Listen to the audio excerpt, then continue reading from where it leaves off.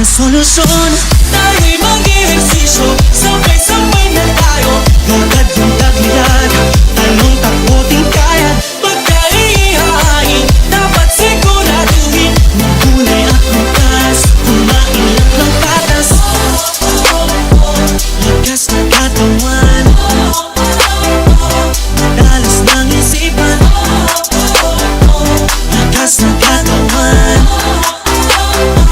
madalas ng isipan.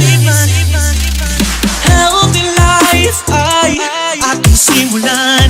Maging malakas, maging malusog, puso at isipan. Mahusay na guro ng inyong pamantasan. Hindi magpapatalo dahil laging healthy yan. Tamang nutrisyon, tiyak na solusyon.